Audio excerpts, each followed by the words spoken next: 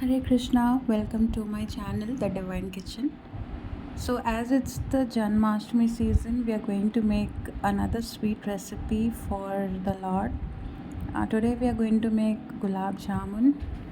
This is a very easy recipe, only you need to remember some simple tricks. So, let's start. Here, I have taken 100 grams of fresh chena or paneer, this is homemade. This is the paneer of total 1 milk. So you need to take the uh, end of your palm and you need to totally rub it. We need to make sure that it forms a very smooth dough. Now, as you can see, I am rubbing the paneer rigorously with my end of the palm, and this entire process will take about 2 to 3 minutes. So you need to keep rubbing it like this until all the paneer it becomes like a soft dough, soft ball, so that when we shape our gulab jamun balls they don't crack or break.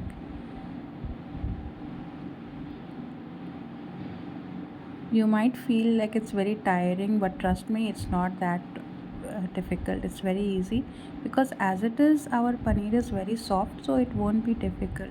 If you use store bought paneer, you might find it very difficult. That's why I prefer using homemade paneer because the texture is very soft.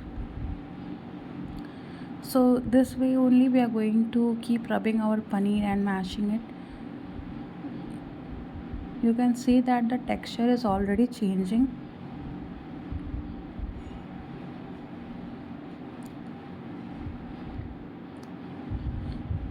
The oil of the paneer is coming onto my hands, and that's what we want. Once the oil is releasing, that means you are kneading it really well. Now at this stage I am just crumbling some khoya or mawa. I am going to crumble it into the paneer and mix it the same way. Here this is altogether 200 grams of khoya.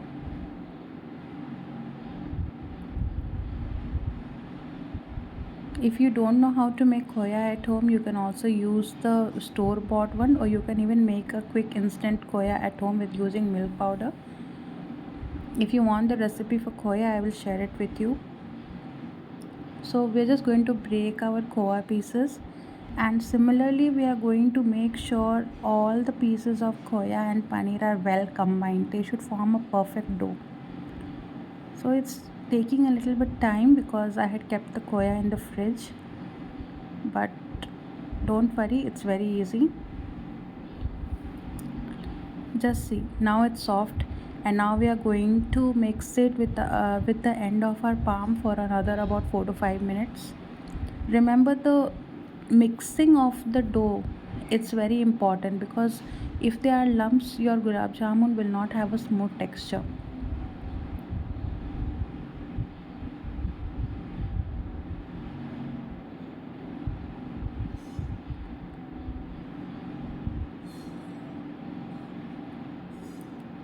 So let's keep mixing it well.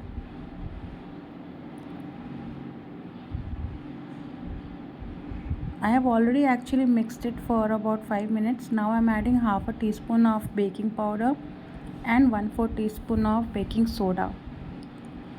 Also, I added about 3 tablespoons of maida into it, which I forgot to record. The maida here is very important. If you don't use maida, when you put the balls into the oil, it will break. It will completely break and become into powder or pieces.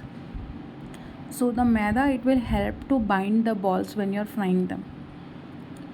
So now after adding the maida, you have to mix it well and make these type of small balls. Now here I'm heating the oil. You can also make these gulab jamuns in ghee. It will be very tasty, but I'm using oil. And here I have taken 2 cups of sugar, 2 cups of water, and I'm going to melt it down for the sugar syrup or the chashni. And half a teaspoon of elaichi powder, green cardamom. You can use crushed elaichi also.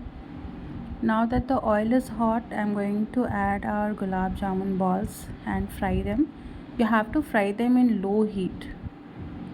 The first set you might find it getting hot because the oil will be already very hot, but the remaining set when you fry it will be perfect color.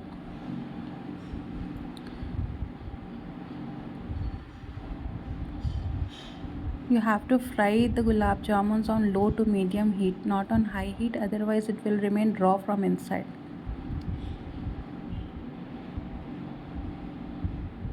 So you can see our gulab jamuns are fried. This is the color we are looking for. Let's check our sugar syrup. The sugar has melted and it's nice and thick. The sugar syrup needs to be of one string consistency. You can check it by rubbing the syrup within your fingertips. If it's sticky enough, you know it's done.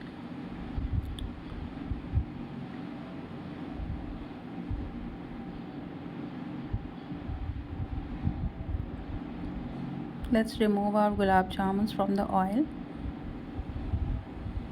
And here I have put in the next batch of the balls, and similarly we will fry it on low to medium heat.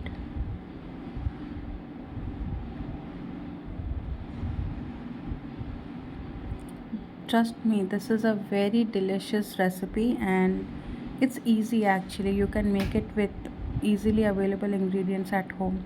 So our balls are fried now. We'll add them to our syrup. Now make sure, this is very important, that when you add the gulab jamuns to the syrup should be hot. If it gets cold, the gulab jamun will not be able to absorb all the syrup and it will remain very hard. And we need gulab jamuns to be juicy and spongy. So it's important that your syrup should be hot when you're adding the gulab jamuns. But in case it has turned cold, you can immediately put it on the heat and for a couple of minutes so that it gets hot again. It should not be boiling hot, but little more than warm. So when the gulab jamuns are hot, we are going to just cover it for about 10 to 15 minutes, and you can see that all the jamuns have absorbed the sugar syrup and they have swollen a bit. And here our gulab jamuns are ready to be offered. If you like this recipe, please like it, comment, share and subscribe to my channel. Hare Krishna.